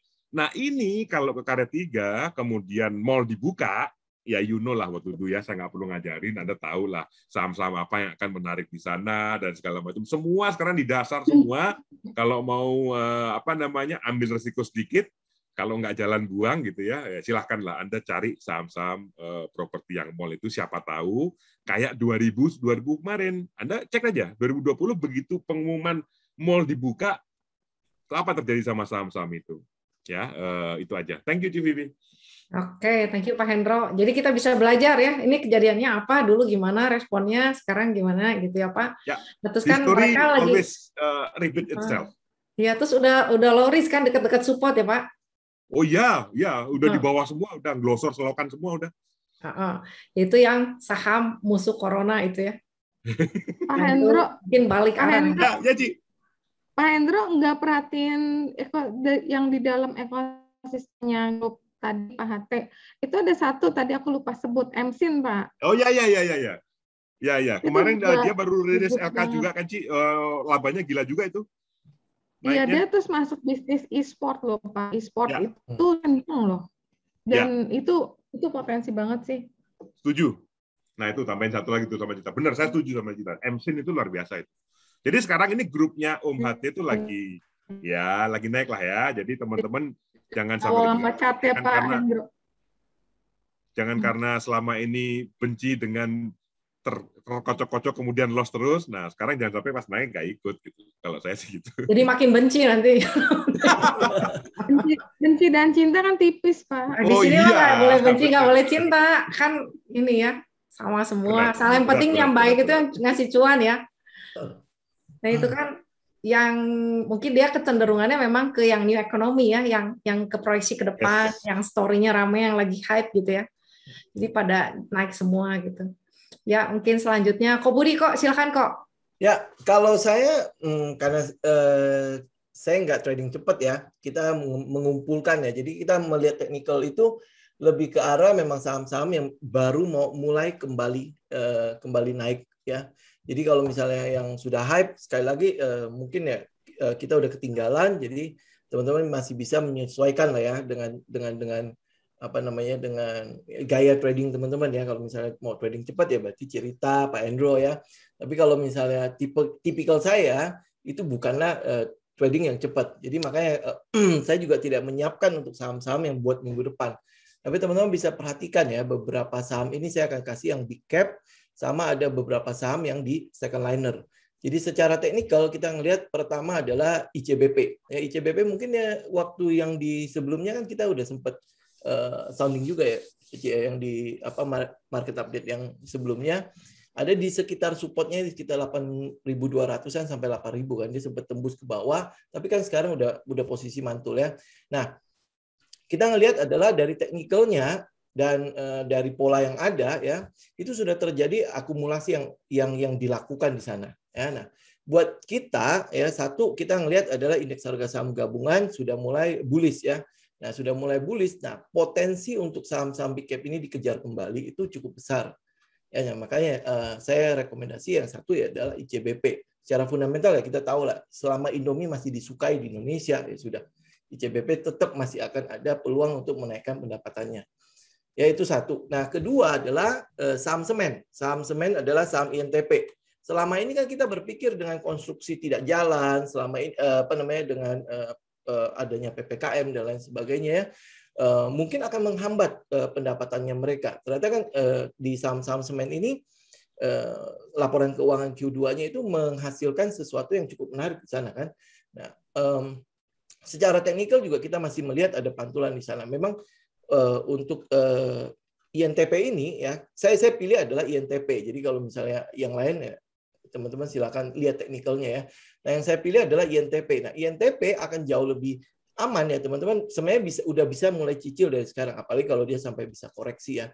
Dia koreksi, retest dari yang sekarang itu udah mulai teman-teman udah bisa melakukan cicilan sampai di sekitar ini angka berapa ya? Kalau misalnya saya sebutin angkanya itu adalah di sekitar 11.500 ya. Jadi itu kalau dia bisa break dari EMA 200, bisa break dari resisten yang tadi ya, struktur harganya, itu akan jauh lebih menarik buat ke depannya. Karena sekali lagi prinsip saya adalah mengumpulkan. Jadi kita memang tidak melakukan mengejar. Kalau misalnya harga-harga yang sudah terlalu tinggi pergerakannya, saya tidak berani rekomend. Kenapa? Risk management itu kan penting banget di sini ya.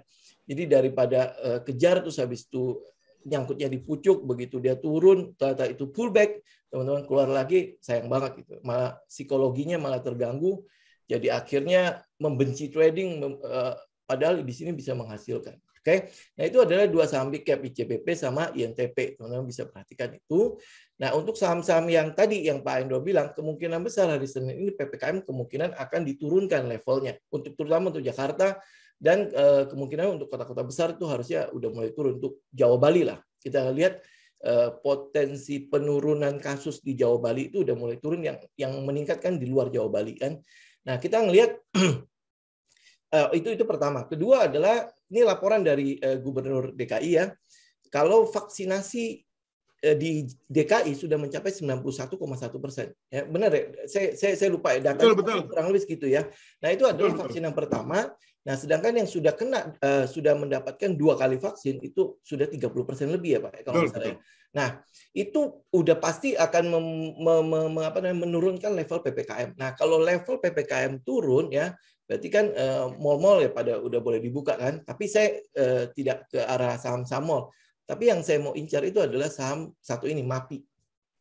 Ya, MAPI kita lihat ya, walaupun dia PPKM pun ya outlet-outletnya memang ada beberapa yang kena, tetapi yang kita lihat yang penyumbang pendapatan terhadap MAPI yang paling gede itu kan ada di SUB kan ya. Nah, itu yang kita lihat ya, satu secara teknikal itu juga udah cukup menarik karena dia udah tidak ada low lagi yang baru. Nah, sekarang ini dalam posisi yang mulai membentuk strukturnya kan. Nah, itu adalah saham yang ini yang teman-teman bisa lihatin kalau sampai nanti PPKM-nya benar-benar diturunkan levelnya, apalagi kalau sampai dicabut ya. Itu mungkin akan ada hype di situ ya. Dan ini saham baru dari dari dasarnya lah ya. Itu adalah untuk yang second liner ya. Nah, satunya lagi adalah Main Potri ya, Main. Nah, Main ini teman-teman bisa lakukan swing di sini ya. Karena apa? Kalau secara teknikal kita kelihatan banget secara fundamental udah oke, laporan keuangannya juga oke gitu ya. Nah, potensi saat ini adalah dia dari bawah, saya pikir adalah target-target saya itu di sekitar 900 itu masih cukup oke ya untuk Main. apalagi kalau lihat teknikalnya, ini kan dia udah ada sedikit base di sana seperti kayak building up gitu, dan kalau teman-teman tarik sedikit resisten lah di sana ya, teman akan bisa kelihatan ya, di situ ada EMA 200 ya, di situ ada resisten. Nah, kalau dia bisa break dan berada di atas 760 itu akan cukup potensi untuk teman-teman follow ini buat sideways-nya dulu ya, follow target sampai 900-an. Ya, nah kalau dia sampai naik terus ya teman-teman tinggal trailing stop. Jangan lupa ya itu dulu. Jangan lupa untuk trailing stop. Jadi let the profit run ya. Tapi kalau misalnya harus tahu juga di mana teman-teman harus exit ya. Nah saya pikir itu aja sih. Oh ya satu lagi buat teman-teman yang mungkin senang dengan si Nona ini ya, Aisyah ya. Nah, Nona cantik ini sudah mulai itu ya, nanti mungkin pembahasan fundamentalnya bisa ke Pak Andre lah ya. Nah, tapi Nona cantik ini udah mulai cukup memikat ya, secara teknikal juga kita ngelihat juga dia udah tidak ada low dan dia udah sempat seperti building up di situ, membentuk sedikit base di situ. Itu adalah setup yang saya cukup senang ya untuk untuk kita bisa ngambil dari dasar-dasar gitu ya. Nah, kalau teman-teman yang konservatif ya bisa tunggu dia sampai di atas 250 ya. Itu mungkin lebih aman lah ya buat teman-teman yang konservatif. Tapi yang buat agresif ya silakan. Dari sebenarnya dari waktu di 200 berapa ya, sekitar 200 lah sebenarnya sih kita udah mencoba untuk melakukan cicilan-cicilan di sana. Nah, Aisyah ini nanti ada RUPS di akhir bulan ya, tanggal 30 Agustus ini ya. Nah, kita akan melihat ya, ke LK kemarin di Q1 kan udah cukup bagus. Ya, dengan masuknya FKS ada perubahan pada manajemen mereka. Nah, manajemen yang kinclong ya pasti akan membawa sesuatu yang ke arah yang lebih baik lah ya, kalau pendapatannya naik dan lain sebagainya. Nah, itu setup saya selalu mengumpulkan ya, dia masih di bawah ya, ini yang kita kumpulkan. Jadi jangan harap dia tiba-tiba besok atau 2 hari kemudian dia akan seperti apa. Ya, jadi kita prosesnya mengumpulkan. Ya, itu lebih ke arah setup saya. Itu kurang lebih, Ci. Oke, thank you Kak Budi. Ya, jadi yang udah turun terus ngebase gitu ya kok. Ya. Jadi udah low risk tapi katalisnya bagus. Nah itu jadi low risknya. Kalau yang gayanya kayak gini ya cara pemilihannya mungkin seperti itu ya. Nah silakan selanjutnya Andre. Tadi borong semua nih kayaknya, udah semua. Banyak ya. Kamu harus beda. Aduh, Oke. Mungkin ini beberapa pandangan aja mungkin dari saya pribadi ya, karena kita memang fokusnya ke small cap yang big moves ya. Jadi artinya tuh memang kita konsentrasi portofolio kita, saya sendiri pribadi, jadi nggak terlalu banyak ya. Yang udah ngikutin, pernah waktu itu kan terakhir kalau nggak salah tuh saya pernah rekomendasi Same ya Ci ya, waktu di sebelumnya kan. Itu masih di 300-an lebih, hampir 400 ya, belum right issue kedua. Saya ngatakan ya mungkin bisa masih potensi sampai 900 ya. Sampai saat ini itu udah berapa ya? Sama ya. Hampir 700 ya kalau nggak salah itu ya. Sekitar red issue ya, ada red issue. Ada belum tambahan red issue. Ya masih lumayan lah kalau kita bicara. Nah, kita cari the next tahun lalu kita dapat ASA ya. ASA itu dari 400 ya kita kumpulin tuh sampai sekarang tuh di 2.500 ya. Berarti hampir 5 bagger lah ya, 500%. Nah kita harapkan apa sih yang kita mau cari gitu kan di small cap ini untuk the next move ya, kita harapkan tuh bisa minimal 5-10 bagger ke depan ya, harapan kita untuk pegangnya, tapi jelas nggak mungkin hanya jangka pendek ya, kita harapkan untuk jangka panjang. Jadi baik lagi ini disclaimer-nya Bapak Ibu sekalian, bukan berarti ajakan untuk membeli, tapi hanya untuk pembelajaran. Yang pertama yang saya pilih tadi kan terkait dengan digital. Digital ini menarik ya perkembangan ke depan. Ya kalau kita ngomongin terkait dengan tadi kan adanya Goto, adanya Buka, adanya Jago gitu kan, terus ada ya bank-bank digital gitu kan kita ngomongin. Nah, siapa sih vendor-vendor di balik ini justru yang dapat keuntungan dari semua itu? MTDL. Itu jelasnya Metrodata ini dapat semua keuntungan dari Bank Jago. Ya, kalau kita ngomongin telekomunikasinya tuh hampir semua tuh langganannya dari MTDL sendiri ya. Nah, apalagi MTDL ini kalau kita ngomongin kita bicara Metrodata ini jelas tadinya bukan pemain digital tapi supporting ke startup digital yang akan masuk ke digital. Ya, manajemennya kemarin kita di summit juga mengatakan bahwa tunggu aja akan ada berita menarik. Salah satunya mungkin yang kita bisa tunggu itu adalah masih adanya NDA non-disclosure agreement itu bersama mungkin perusahaan-perusahaan luar ya, perusahaan-perusahaan luar terkait dengan data center ya. Nah, mudah-mudahan ini bisa terwujud dan bisa di-announce. Salah satunya juga kalau kita bicara tentang MTDL ini pertumbuhannya di supporting ya, pertumbuhan di supporting ini sangat jago sekali ya, sangat besar sekali, kontribut ke bagi hasil profitnya itu sangat besar. Nah, dan dia akan masuk ke BI Fast yang dalam waktu dekat ini akan ada pengumuman ya. BI Fast ini adalah kalau kita sekarang transfer ya kayak RTGS, clearing itu semua nanti akan dihapus. Semua akan digantikan dengan BI Fast. Nah, BI Fast ini salah satu vendornya itu adalah Metrodata dan dia akan bisa masuk ke semua bank. Nah, kalau kita bicara berarti untuk jangka panjang ini MTDL ini harapan saya saat ini kan harga berapa ya Ci ya hari ini MTDL? 2.700-an ya. 2.700 ya. Apakah MTDL ini bisa menjadi next asa ya kalau kita bicara ya? Ya, target terdekat saya sih mungkin di 5.000 sampai 6.000 kalau kita bicara. Yang mudah-mudahan bisa terwujud ya untuk MTDL. Nah, untuk ISSP, yang kedua ISSP ya. ISSP ini menarik ya terkait dengan ini perusahaan pipa baja. Ya, perusahaan pipa baja ini kalau kita lihat valuasi sangat murah ya dan terkait ke depannya itu sangat menarik. Kenapa? Karena kalau kita lihat ternyata ada shifting dengan adanya salah satunya itu ada komoditi super cycle, yaitu harga batu bara yang semakin tinggi, ya harga baja juga mungkin nggak murah gitu saat ini semakin tinggi juga. Dan permintaan di Amerika saat itu terkait dengan infrastruktur itu sangat mulai diteken. Terakhir itu Biden tuh akan menginisiasi program infrastruktur di Amerika secara besar-besaran. Salah satunya itu adalah permintaan baja ini akan meningkat. Nah, ISSP salah satu yang mungkin akan terdampak untuk jangka panjang tentang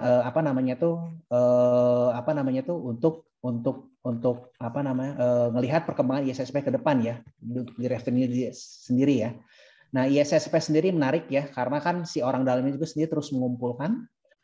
Nah, harganya berapa sih target saya sendiri? Mudah-mudahan ISSP sendiri dengan adanya perubahan cerita, dengan adanya perkembangan ke depan ini bisa mendongkrak ya harga sahamnya. Ya mungkin nggak bisa dalam waktu pendek ya kalau kita bicara ya karena saya beli pun ini akan disimpan seperti Same ya. Same kan saya beli dari 100 waktu itu ya.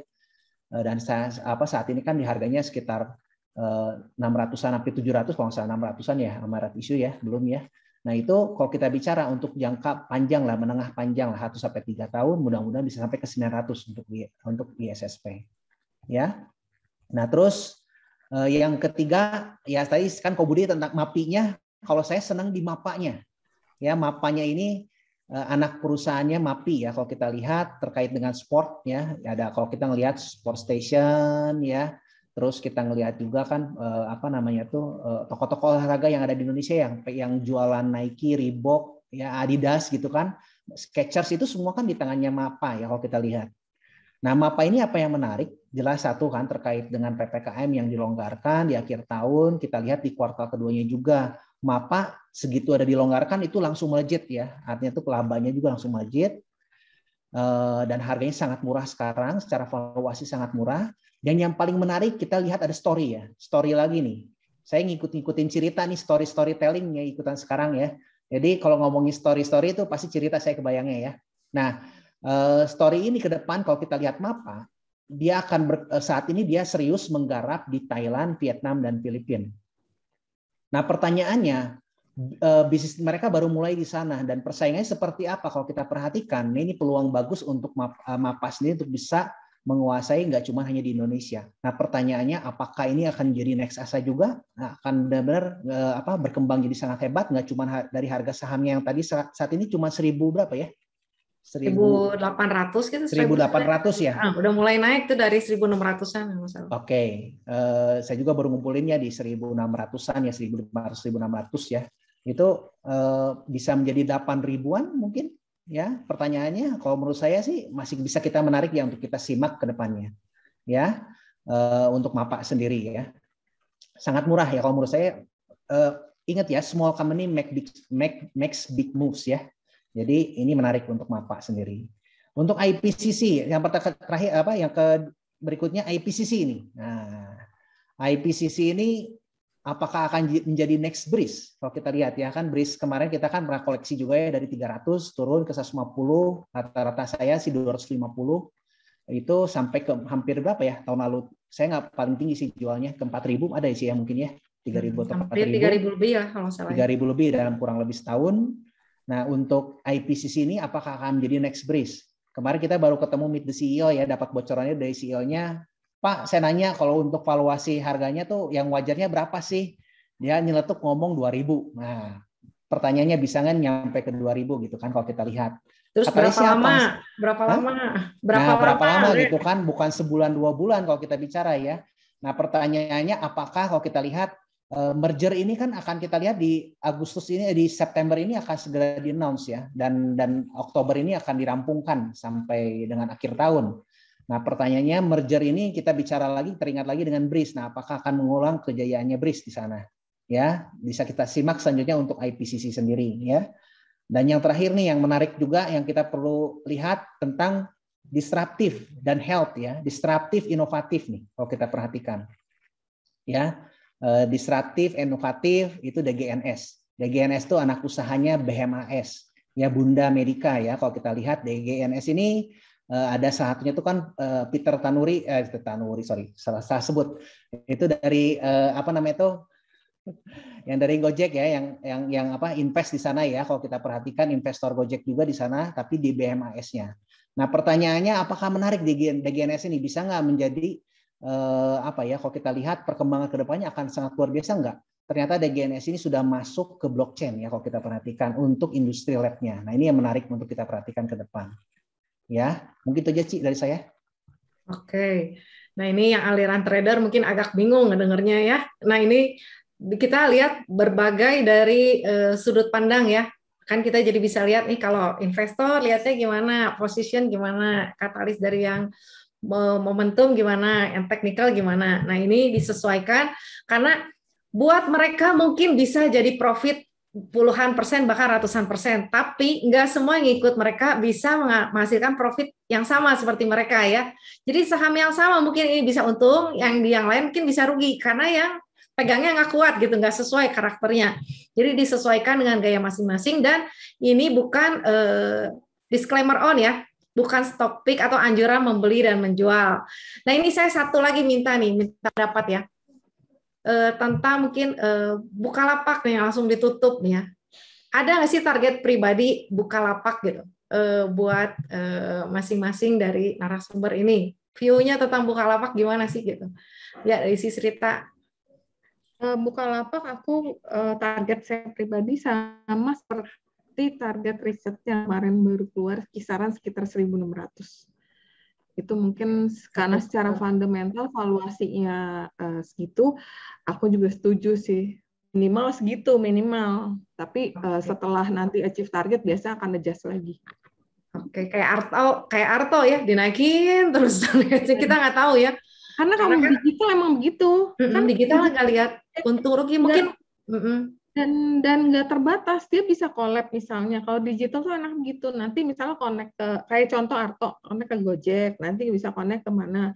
Nah, kalau misalnya kayak ini juga Bukalapak, seperti tadi aku baca dari salah satu riset bahwa itu berpotensi banget. Salah satu pemegang sahamnya, induknya itu, si MTech itu, akan akuisisi bank digital itu sampai diakuisisi, kebayang dong nanti jadi makin gede. Potensi ekosistemnya makin gede ya. Iya, jadi kalau digital emang gitu, jadi bisa ke sana, bisa ke sini, nanti collab sama siapa. Nah itu yang bikin menarik sih, makanya target itu bisa dinaikin terus. Sementara karena kita masih pandemi juga, jadi ya kayak inilah potensi growth-nya masih gede. Oke, ya mungkin metode valuasinya berbeda sama yang old economy kali ya ngitungnya. Nah, kita yang bilang itu kemahalan atau apa mungkin karena kita nggak ngerti ngitungnya, yang bisa lihat ngitungnya mungkin itu nggak mahal ya, dan makanya itu harga masih bisa naik ya. Ya, Pak Hendro gimana Pak? Kalau saya sih konsisten ya. Kalau nggak ada gambarnya saya nggak beli. Jadi dari awal saya masuk belum ada ya Pak ya? Market, iya. Baru 1 titik. Jadi apa namanya sampai dibikin stiker tuh kalau di The Traders, quote dari Pak HM gitu. Saya tidak akan beli saham IPO sampai kapanpun karena nggak ada gambarnya. Saya nggak bisa, nggak bisa apa namanya, nggak bisa memprediksi, nggak bisa apa. Jadi saya mendingan nggak ikut dan saya nggak akan pernah FOMO. Ya itu rezeki teman-teman yang ngambil lah ya. Saya ikut happy aja gitu. Jadi kalau disuruh ngeramalin apa, kalau nggak ada base gambarnya atau chartnya, I have no view gitu. Karena saya nggak bisa ngapa-ngapain dengan karena saya memang di situ mainnya gitu. Kalau kayak dokter nggak ada stetoskop ya nggak bisa meriksa orang gitu, nggak bisa tahu penyakitnya apa, kasarnya gitulah. Jadi saya nggak, kalau buka ya lihat aja nanti, kalau udah setahun baru saya bisa lihat. Udah ada lukisan ya Pak? Udah ada lukisannya, ada gambarnya baru bisa. Kalau belum ada saya nggak sanggup. Nah ini kan jadi lingkaran kompetensinya beda-beda karena toolnya Pak Hendro gambar ya. Ya, saya mau konsisten aja, jangan saya selama ini ngomongnya tentang chart-chart atau segala macam, tapi begitu IPO saya ikut ngomong, Bapak kan chartnya nggak ada, kok ngomong kayak gini, dari mana bisnya, saya nggak bisa jawab. Jadi saya mau konsisten aja bahwa nggak ada gambar ya saya nggak ikutan. Ya kan nggak harus semua saham kita beli juga kan. Jadi ya saya kalau IPO saya pas aja, semua IPO saya pas, nggak pernah ikut. Oke, thank you Pak. Ya dari gambar juga bisa cuan, mending dari yang kita ngerti ya. Ya masih ada yang lain lah. Oke, lanjut. Kok Budi gimana kok? Sama, kan saya trader juga. Kalau trader nggak ada teknikalnya mau lihat apa. Jadi udah jelas saham-saham IPO udah pasti kita skip. Apalagi secara fundamental saya masih bagian dari alt fundamental. Jadi ya itu buka udah pasti skip. Oke, buat yang lain ya kok. Sama, kita mau entry di mana? Mau lihatnya di mana entry cuma satu titik begitu. Patokannya nggak ada support resisten. Betul. Jadi ya kalau cuma gara-gara hype doang segala macam ya belum bisa kelihatan apa-apa ya kita nggak beli. Makanya memang saham-saham IPO selalu pasti kita skip. Oke, ini kan dari 3 orang udah beda ya. Dari Andre saya udah tahu jawabannya, Andre. Apa sih jawabannya? Saya mah terserah Cici. Nggak bisa. Kamu harus ngarang. Ya, kalau saya sih ya saya nggak tahu Ci. Kalau Bukalapak mah ya memang saya nggak ngikutin sih ya Bukalapaknya sendiri ya. Jadi karena kan saham IPO juga ya, sama dengan Pak Hendro sama Ko Budi gitu kan. Jadi kita memang belum paham juga gitu. Jadi bagi saya sih lebih manage resikonya di sana ya. Kita paham, kita beli karena kita paham, ya udah gitu kita yakin jadinya. Oke, nah ini kan kita lihat ya sudut pandang dari beberapa orang ini. Dan yang nggak beli belum tentu salah, yang beli juga belum tentu salah, belum tentu benar kan. Jadi ya senyamannya masing-masing ya. Nah mungkin acara buat hari ini cukup di situ. Saya minta closing statement-nya ya dari para narasumber. Dari Sis Rita dulu, Sis silakan.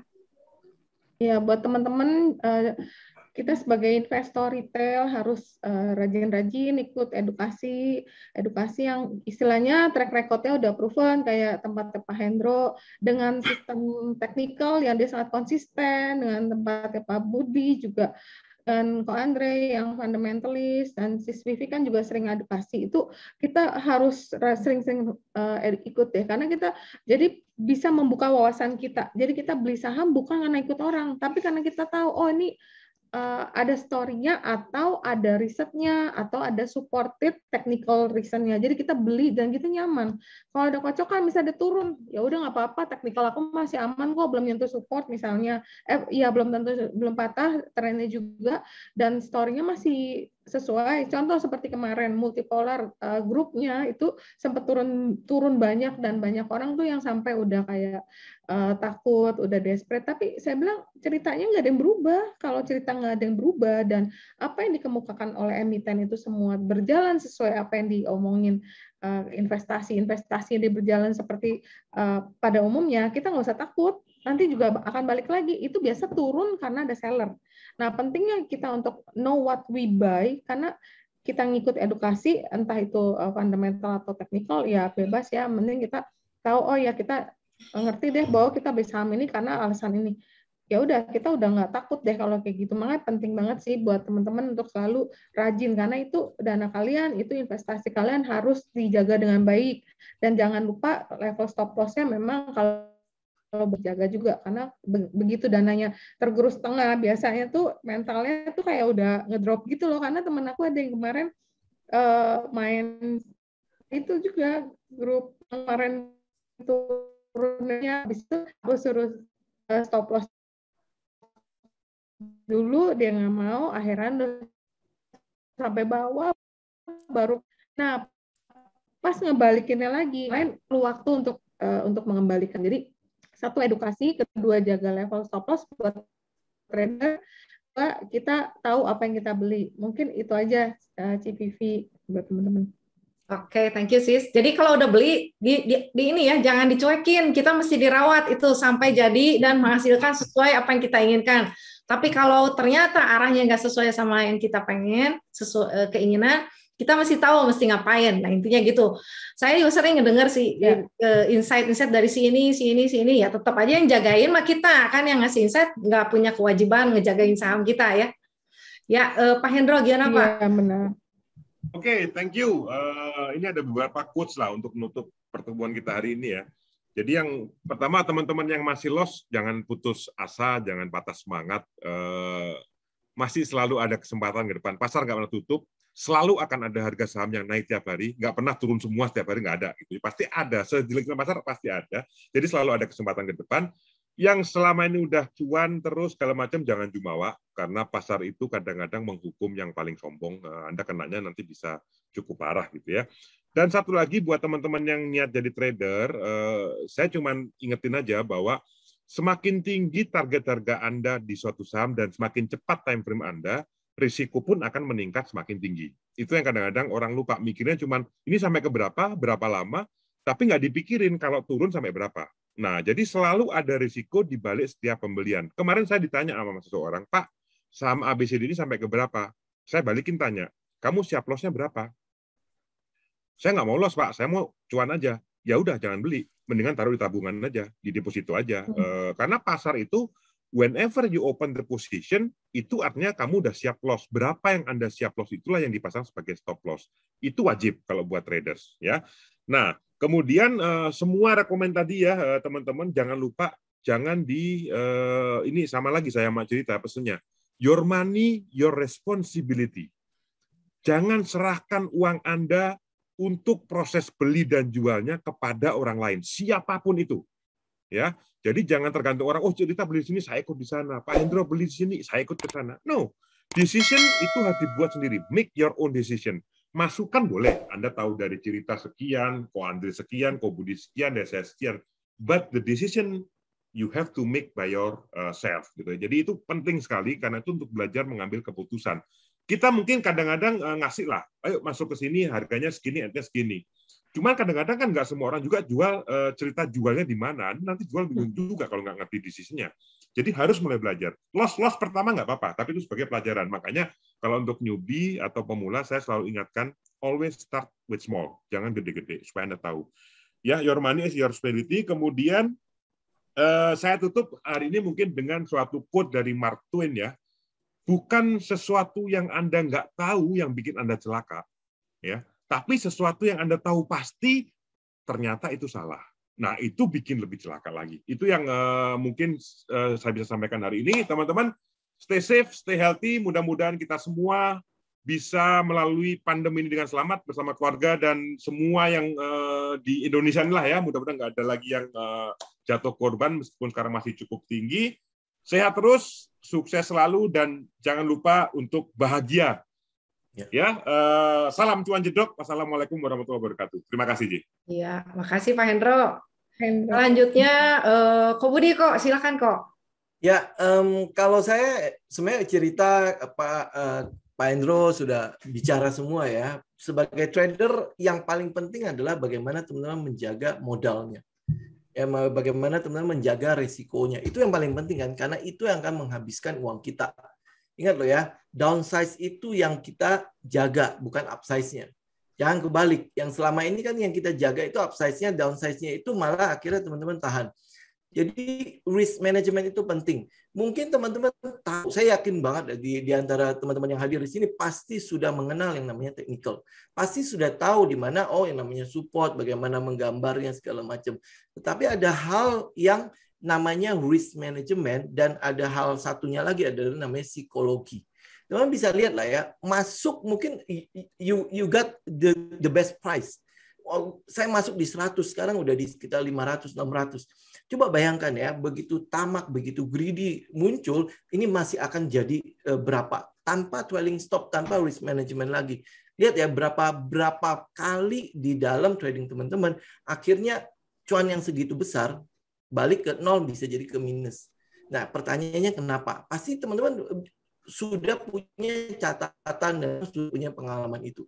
Makanya saya mau tekankan adalah lengkapi trading teman-teman dengan risk management. Jangan terbuai dengan kemanjaan yang diberikan oleh bursa. Sekarang ARB cuma 7% ya. Oh oke, nggak apa-apa lah turun 7%, ini kan udah arah 25%, turun 7%, dia turun 3 kali, 4 kali baru minus, ya kan? Jangan sampai terbuai di situ, karena pasar sebenarnya itu bukan begitu. Pasar sebenarnya adalah pada arah dan ARB itu posisinya sama. Kalau teman-teman tidak menjaga yang namanya downsize, teman-teman pasti akan kewalahan. Ini dengan arah yang 7% aja masih banyak loh yang nyangkut puluhan persen.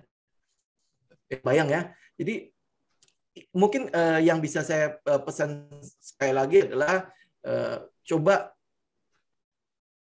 tekankan dalam trading teman-teman adalah bagaimana memprotect the downsize. Upsize-nya itu akan ikut. Upsize-nya itu otomatis akan datang. Begitu teman-teman memproteksi downsize-nya. Nah, proteksi downsize ini harus ditaruh di seperti apa? Pelajari itu. Ya, dan lengkapi trade teman-teman dengan senjata ini. Dan percaya deh, profit konsisten pasti akan nongol di porto teman-teman. Ya, itu aja, Ci. Thank you, Ci. Thank you semua. Terakhir dari Andre, silakan Andre. Sebelumnya saya juga thank you banyak nih ke Cirita. Berkat Cirita saya juga banyak news, Ci, tiap hari. Ini luar biasa, banyak informasi. Ya, ke Pak Hendro juga nih Pak, justru dari psikologi ini penting banget. Thank you banyak Pak Hendro, dan Kobudi juga nih, psikologi juga nih luar biasa. Saya belajar banyak dari Pak Kobudi ya. Jadi yang saya ambil nih dari Susu, saya belajar banyak. Selama ini juga berkat beliau juga nih, teman-teman di sini juga kita saling membantu membangun yang penting tuh bukan masalah cuannya dulu, tapi fondasi ya, yang saya pahami ya, pengalaman. Jadi bagi teman-teman tadi yang Pak Hendro katakan yang belum dapat hasil, belum dapat cuan, ya nggak usah patah semangat katanya kan. Ya tetap berjuang dan selalu pengen belajar ya, ingin belajar ya. Mudah-mudahan setahun yang akan datang nanti teman-teman semua dapat cuan sama-sama nih. Nah di sini senyum-senyum semua ya, ketemu lagi nih. Gitu kan. Saya doakan juga semua tetap dijaga kesehatan ya, diberikan kesehatan. Oh ya, satu hal lagi tadi koreksi saya yang soal BMAS itu bukannya ini Patrick Waluyo, saya hampir salah tadi saya ngomongnya juga Peter Tanuri ya. Patrick Waluyo itu yang kan salah satu yang investor Gojek juga ya. Lotstar Ya betul. Investor di Gojek juga kan, supaya teman-teman yang tahu ini koreksi takutnya kan salah ya informasi nanti. Ya mungkin teman-teman saya doakan juga supaya sehat selalu ya, dan ya supaya Indonesia semangat terus ya, saya yakin bullish ya. Salam cuan semuanya. Thank you, Ci. Oke. 7.000 Andre. Kok Andre masih suka sama Kino, Kak? Kok Andre masih suka sama Kino enggak? Suka dong, Ci, Kino. Ya. Ingat aja cerita. Ya. Ingat dong, aku masih nyimpen loh. Iya, Kino. Tapi itu ayun-ayunnya lumayan itu. Iya. Ya, belum. Masih lama. Tapi masih bagus itu ya. Iya. Ya, oke, mungkin untuk hari ini saya tutup ya. Jadi yang perlu diingat, mungkin jari teman-teman, Bapak Ibu menentukan nasib uang masing-masing ya. Bukan dari WhatsApp, bukan dari kata si ini, kata si itu. Jadi bertanggung jawab sama keputusan masing-masing ya. Nah, terus jaga kesehatan masing-masing, karena kalau kita sehat, ya mikir kita lebih benar lah. Kalau kita sakit kan ngambil keputusan juga nggak benar. Nah, terus saya juga ucapkan terima kasih pada peserta hari ini. Terima kasih kepada Panin Sekuritas yang telah memfasilitasi acara ini. Terima kasih kepada Sisrita dengan grupnya IDX Trading Community, dan ada grup CLC ya, Sisrita ya. Ya, maaf, Pak. Ya, ada YouTube channelnya juga di situ ya, Indonesia Investor Education, yang setiap minggu biasa kita suka lihat juga. Nah ini terima kasih pada Sis Rita yang juga tiap hari kirim berita nih, saya juga baca terus. Lalu terima kasih pada Pak Hendro dengan grupnya The Traders ya, juga di Instagram juga ada The Traders, YouTube channelnya juga The Traders ya Pak Hendro. Ya. Ya, saya juga baca banyak di situ, belajar untuk trader-trader di situ ya, kalau yang mau belajar trading. Lalu pada Kobudi, Minds Trading Institute, saya belajar psikologi di situ, pengendalian diri dan resiko ya.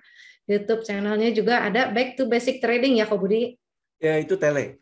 Terus YouTube channelnya ada Minds Trading Institute. Minds Trading Institute ya. Yang mau follow silakan. Lalu juga terima kasih para Andre dengan YouTube channelnya ada di Investor Academy Indonesia, lalu ada di Telegramnya IAI Bandung. Nah ini dari Andre saya belajar fundamental dan saya belajar mengendalikan diri supaya nggak cepat-cepat jual, karena kalau saham yang bagus yang masih ada katalis, masih ada valuasi murah, nah itu kan butuh waktu buat membuktikan kinerja dia di harga ya. Kadang kan beli, kadang kita cuma pengen besok naik, padahal lusa naiknya lebih kencang lagi. Nah itu kita ada yang mesti kita pelajari, kita tambahin lagi. Nah mungkin cukup hari ini kita tutup. Nanti kita lanjut lagi, mungkin ada kita update terus aja, kita mungkin syarian ya ini ya, Bapak Ibu teman-teman semua ya. Senang ini ngumpul-ngumpul nih begini. Iya. Oke, terima kasih. Salam sehat semua. Sampai ketemu di event berikutnya ya. Thank you semua. Thank you. Bye. Bye. Stay safe and healthy semuanya. Ya, stay safe semuanya. God bless.